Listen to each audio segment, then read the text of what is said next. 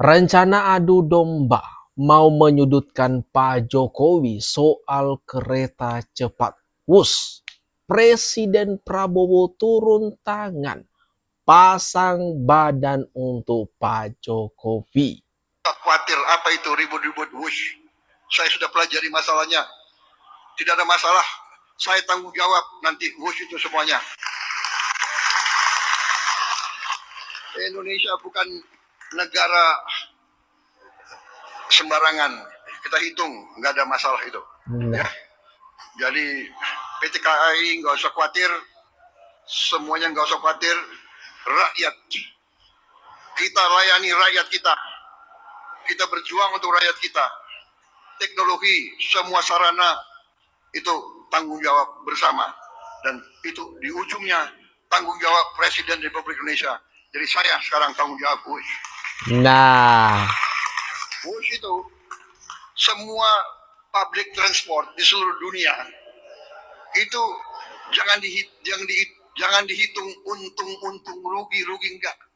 Hitung manfaat enggak untuk rakyat. Di seluruh dunia begitu. Ini namanya public service obligation. waduh.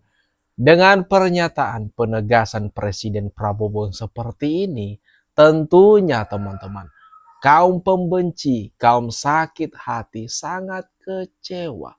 Terlebih, lawan-lawan politik Bapak Jokowi. Masa iya Presiden Prabowo malah membela Pak Jokowi? Niat mereka, rencana mereka, gagal total. Ada yang menyarankan, tadi disampaikan oleh Menteri Perhubungan, semua kereta api kita pemerintah subsidi 60%, rakyat bayar 20%. Ya ini kehadiran negara. Ini kehadiran negara. Dari mana uang itu? Uang itu dari uang rakyat, uang itu dari pajak, uang itu dari kekayaan negara. Makanya kita harus mencegah semua kebocoran. Kita sungguh-sungguh harus hentikan penyelewengan dan korupsi. Uang rakyat nggak boleh dicuri, karena akan kita kembalikan kepada pelayanan untuk rakyat. Kalau sudah begini, mau gimana nih teman-teman? Apa kabarnya barisan sakit hati, kaum pembenci ke Pak Jokowi?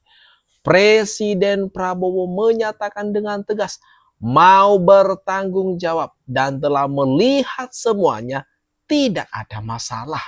Ini gimana menurut kalian teman-teman?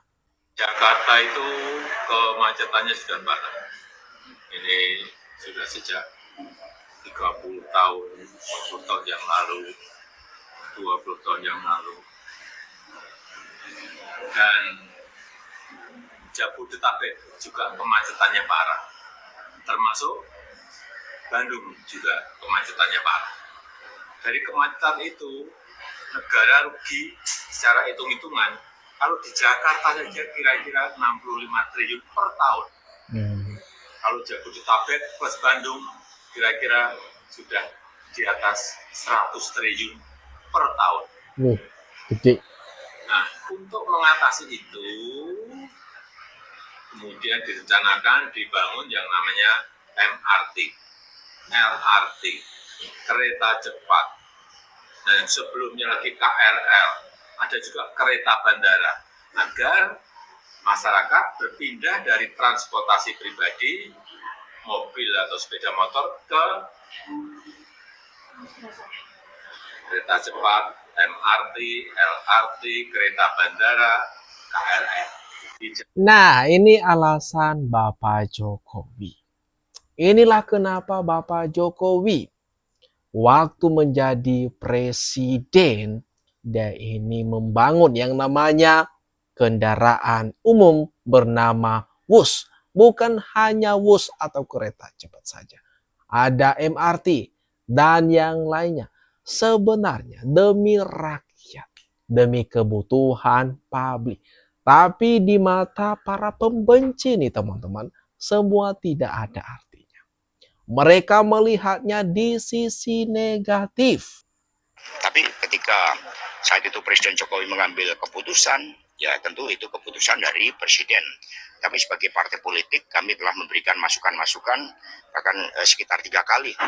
Ya kalau kita lihat kemarin kami laporkan kepada Ibu Megawati Soekarno Putri dan saya menjadi saksi bagaimana Ibu Mega berulang kali ya menyampaikan bahwa apakah rakyat memerlukan kereta api cepat tersebut bukanlah kebutuhan-kebutuhan rakyat untuk pendidikan, untuk bendungan-bendungan bagi para petani, kemudian untuk menyediakan pupuk pada masa tanam itu jauh lebih penting, termasuk bagi keperluan pendidikan, kemudian juga bagi kepentingan riset, bagi membangun daya bangsa kita.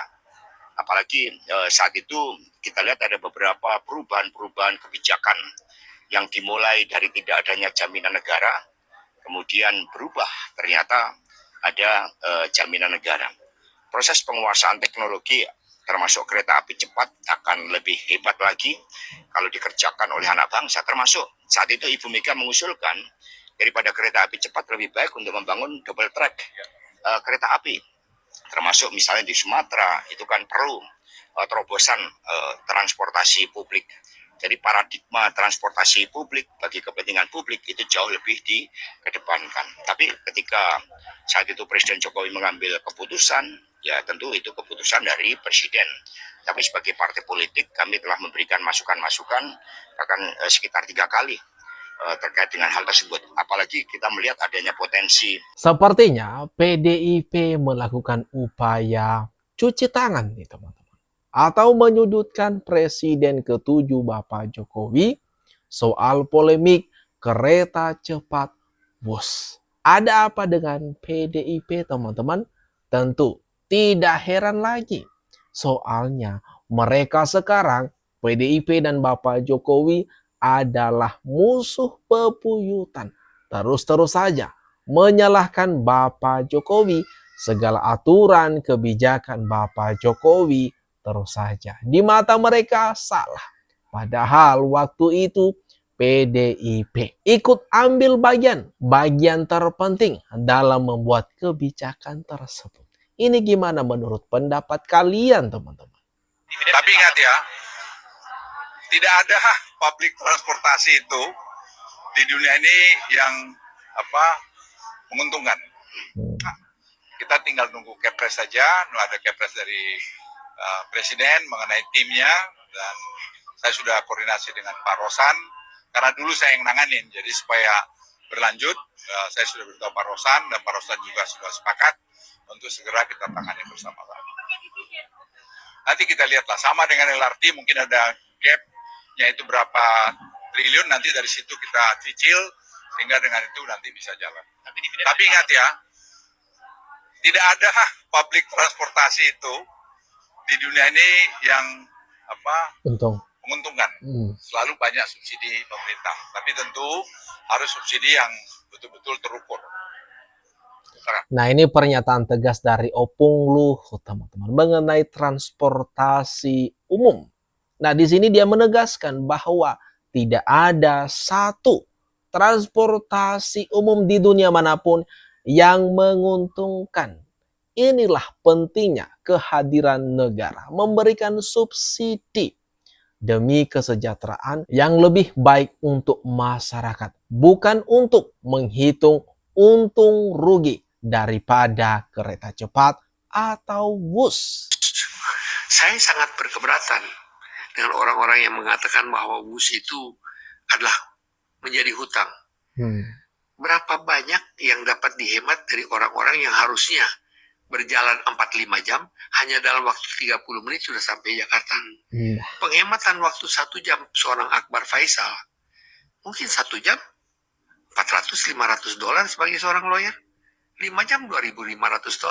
Nah, ini tentunya multiplier efek daripada satu ekosistem ekonomi harus diperhatikan juga. Dan kita sekarang mempunyai infrastruktur khusus bahwa kita ini utang, memang infrastruktur itu harus dilakukan pertama-tama oleh pemerintah. Pertama-tama, kita tidak punya teknologi, itu masalah kita.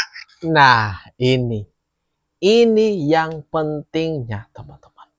Dari yang sebelumnya 4 jam, 5 jam, waktu tempuh perjalanan, kini dengan hadirnya kereta cepat Wus menjadi 30 menit saja. Untuk mempersingkat waktu itu. Nah, gimana nih teman-teman? Kalau menurut kalian, atas apa yang barusan saja kita bahas, kita tonton bersama ini, jangan lupa tinggalkan komentar terbaik teman-teman di kolom komentar yang ada di bawah ini.